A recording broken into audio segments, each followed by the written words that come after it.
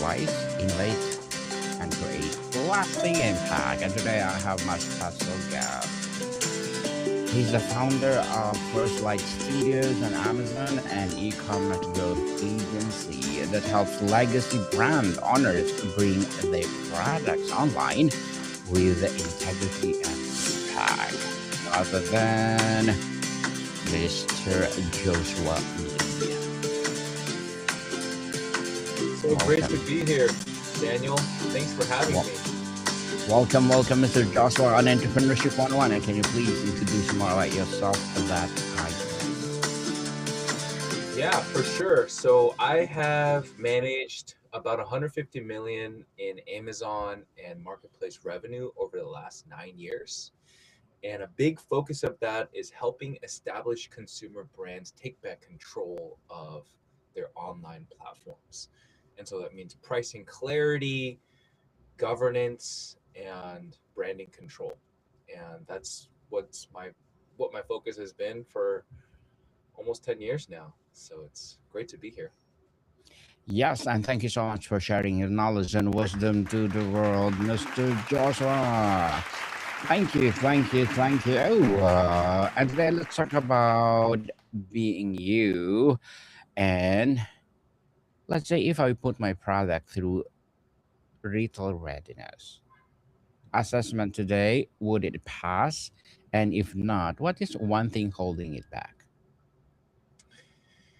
That's a great question. I mean, retail readiness is the way that we think about it, it starts with governance. So it's not just having your digital assets ready and making sure that your products can be found, they look good, the branding is consistent from what your brand packaging is showing versus what you might find if you search for your product on Amazon.com or Walmart.com or Target.com. The leadership readiness assessment is to figure out if your team is ready to basically go online and start owning that. There's a lot of conflicts that come in those early discussions. And so that assessment is a scorecard for whether or not your company's internally ready for that. If not, some changes will need to be made. Um, so, yeah. Very well said. Very well said, Mr. Joshua. Am I avoiding Amazon because I'm afraid of cannibalizing my wholesale relationship or because I have done the work to understand how both channels can exist? Well, they certainly that's certainly not true. Um, and you know it's not true because of how large both markets are and how much money Fortune 500 companies are investing, some of which we've worked with before, into the online channel. I'm just going to give you an example of kind of what we typically hear, and we'll call this Go ahead. company, Stewart and Sons.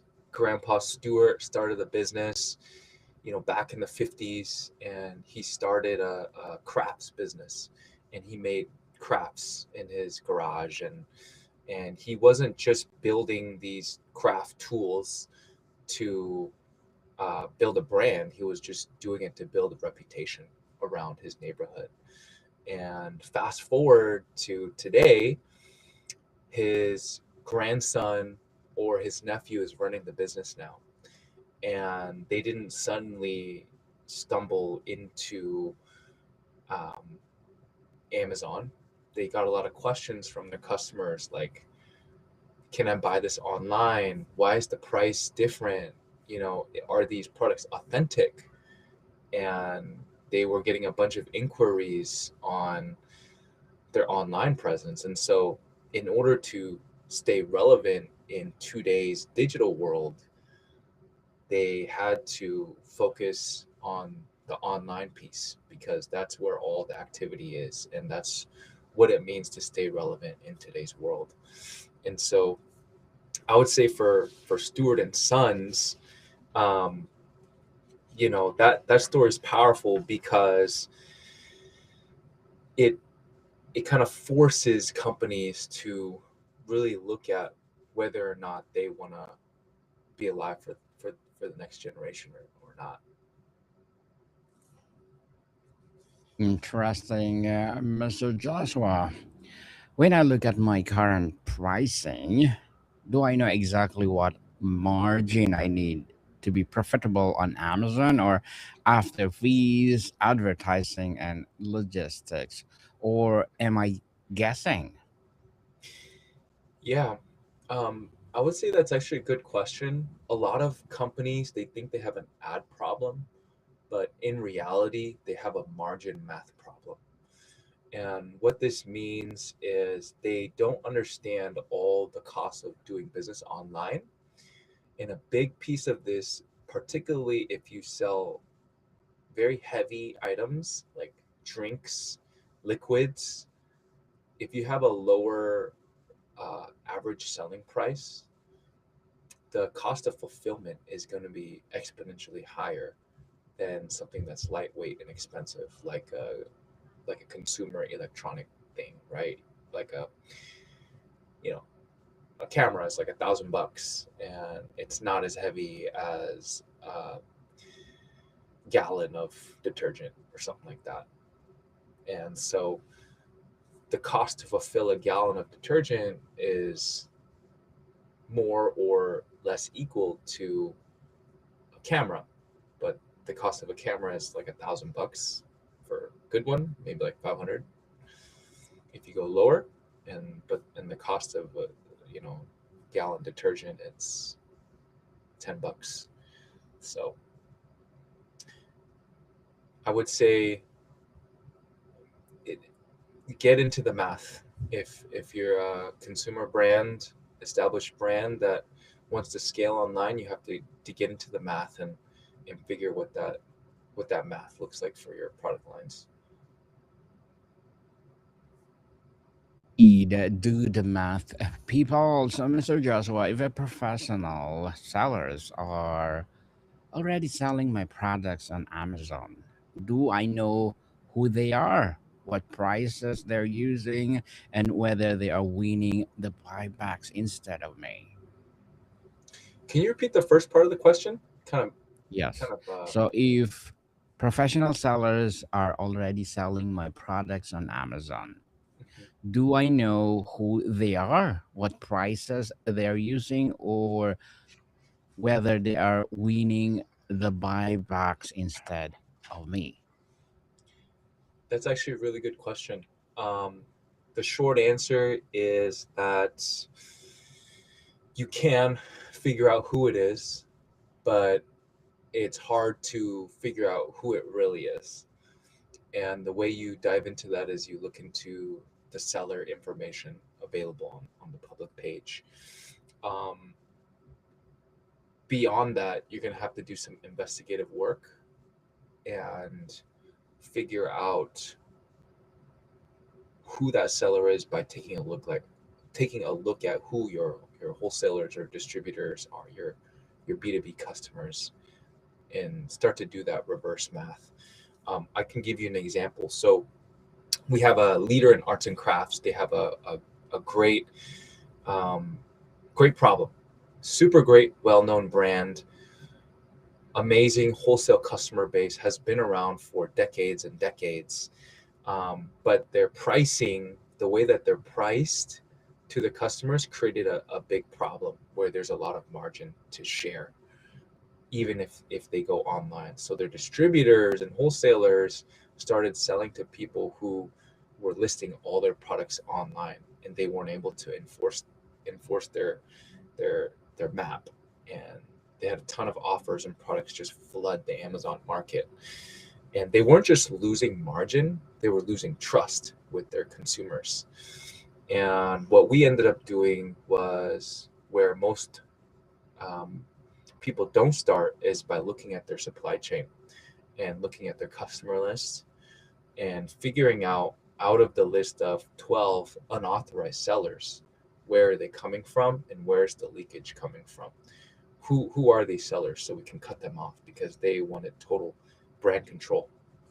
And over time, what ended up happening was we were able to identify those sellers and really kick them off and regain control of the buy box, which is a huge factor in getting credit for the sale, and get back that map control discipline, where you know they're controlling their list price the best that they can. Um, yeah, I would say before anything, a lot of companies try to out advertise the problem. They have to fix the channel first before that. It's the channel for sure. Is my business leaving money on the table by not mastering direct to consumer channels? And am I willing to face the truth honestly? Well, the fact of the matter is, particularly if you have a physical product, you have a $1.2 trillion market in the United States, where about 500 billion, 600 billion of that is on Amazon.com. And so if you're not participating online, you're letting somebody else take it for you, or you're just not showing up and you're losing relevance, right? Just like Stewart and Sons, they found themselves becoming irrelevant because nobody could find them online, and if they were being found online, it was possibly you know the version from 5 years ago. And so as a brand, you have to be online if you want to stay relevant tomorrow.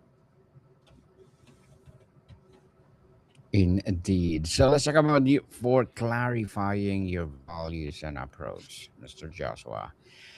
Am I trying to bring my products online in a way that honors the legacy I built, or am I willing to compromise quality and relationships just chase Amazon's volume?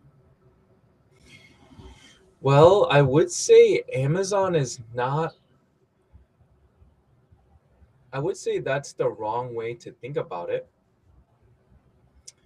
When you think about a shopper, you think about them, and you kind of have to think about how they purchase or how they've purchased before. A lot of times with established consumer brands, they know who their customer is.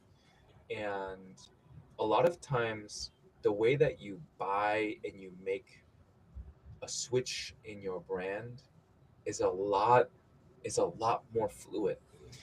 And they call it understanding your shopper journey, where a lot of times it may take 18 to 20 different interactions before they even purchase your product.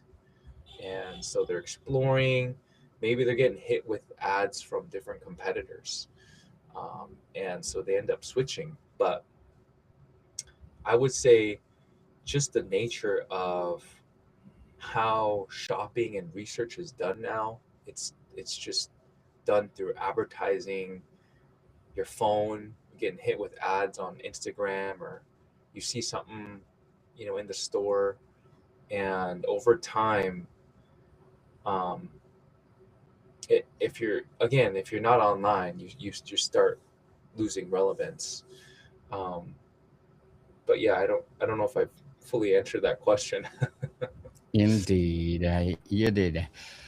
You did, Mr. Joshua. If purpose driven commerce is the future, what is the purpose behind my business beyond making money? And thus, my online strategy reflect it.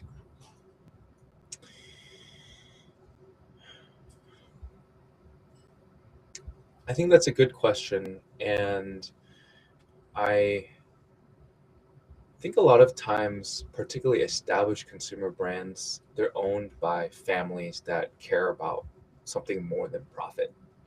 So they're not making a decision to make more money by selling on Amazon, but they're really trying to stay relevant in today's marketplace. One last example I can give is of this company that you know they they were formerly a publicly traded company, and they were in sort of a distress situation, and they had some serious headwinds, and they came to us because they wanted an assessment of their e-commerce channel and the Amazon channel. And the truth was uncomfortable. The channel had a bunch of problems. It had problems that were not just on Amazon, but downstream leadership problems. And there was no consensus.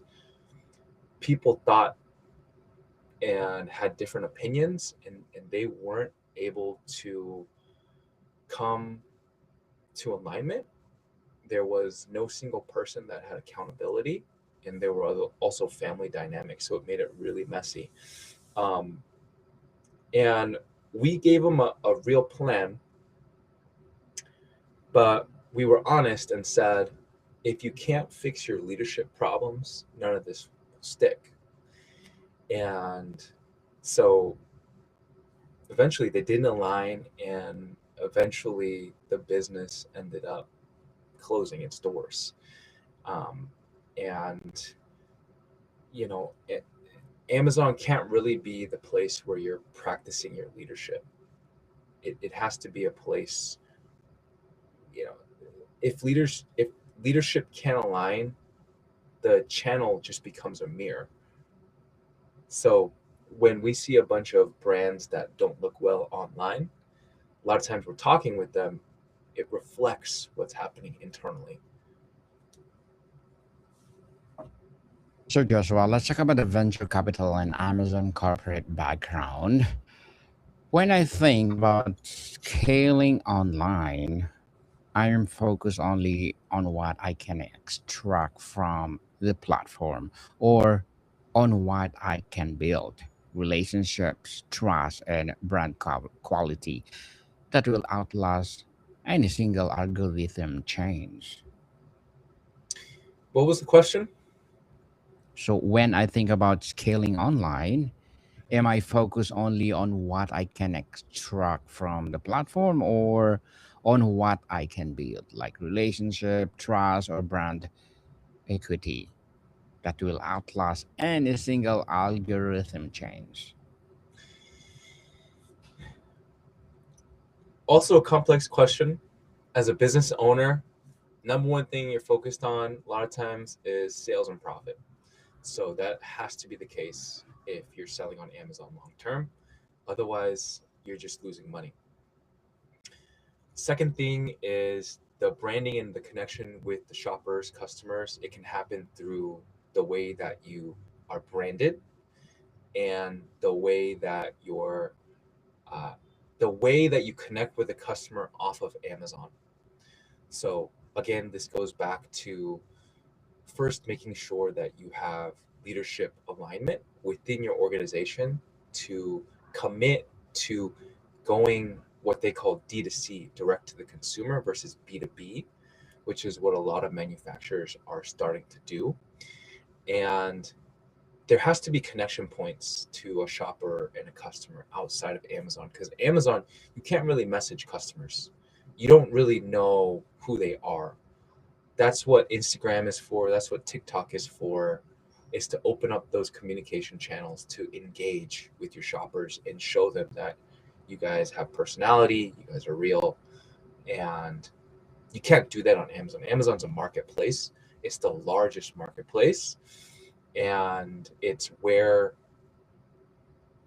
it, I there's 80 to 85% of the US population has shopped on Amazon, right? And so it's where the I believe the majority of shoppers today want to purchase something from. It's Amazon. So Indeed. So, Mr. Joshua, as an entrepreneur, what are your short term and long term goals?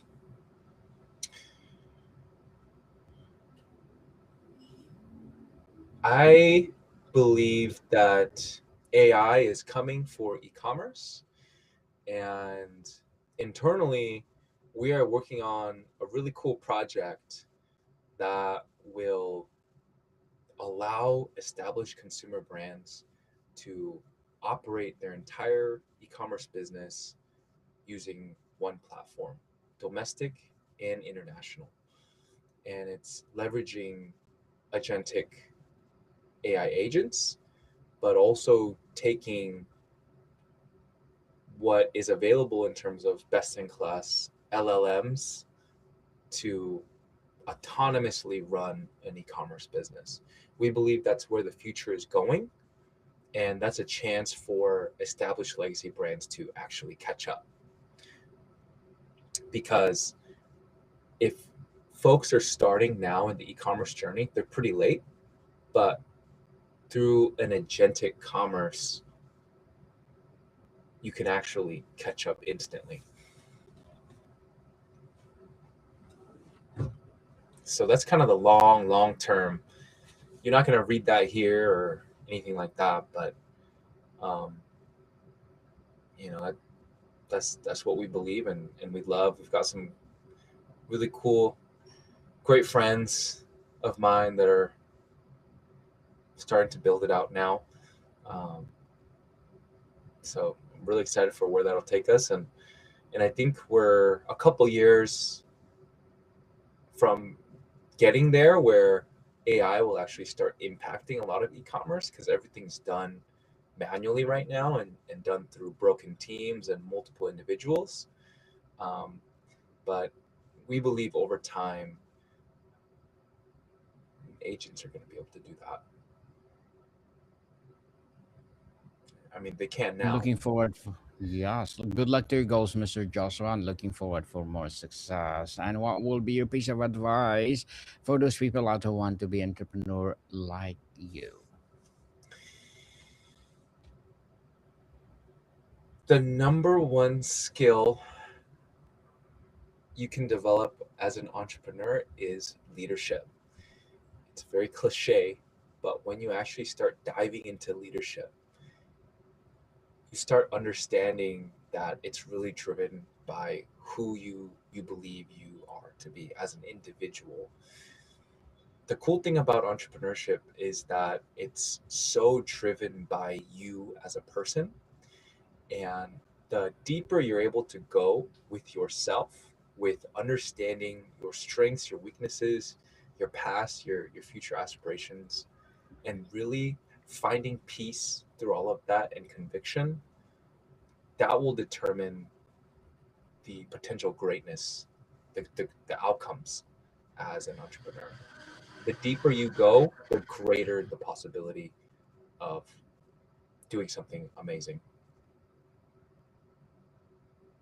Thank you for that empowering answer and empowering advice, Mr. Joshua. And to wrap up our discussion for today, if I truly believe it's not too late for my legacy brand to become a digital powerhouse, what would I start doing differently tomorrow? And what has been the real cause of waiting? A lot of brands think that doing well on Amazon or online is a bunch of tactics. We win through a system, and starting with the leadership assessment and understanding where your organization is leadership wise, governance wise, that's a great first step. And we actually have a blueprint, the leadership assessment, and a blueprint for how you can actually launch online and the questions to think about. And so if anybody here is a brand owner or a leader at a brand and wants that, they're welcome to DM me, fill out the contact us page on the website or send me a DM on Instagram at one Joshua Lee. And if you just, comment brand, I'll send it to you. Well, again, Mr. Joshua, thank you so much for sharing your knowledge and wisdom to the world. And again, can you please invite our listeners to support your advocacy, your business, or whatever projects that you're doing right now? Well, I mean, it's however I can help you, really. Um, Mhm. if you guys have questions or you want further help or an opinion, just send me a DM. I'm not alive on Instagram, like I'm not on hour by hour, but if you do DM me, I'll see them and I'll get back to you. I'd love to see if I can help. Yes, people, let's support Mr. Joshua Lee because if you support him for sure, more and more empowering products will rise. So, Mr. Joshua, thank you so much for your time. Thank you, Daniel. So great to be here. Likewise, Smart Camp people, see you soon.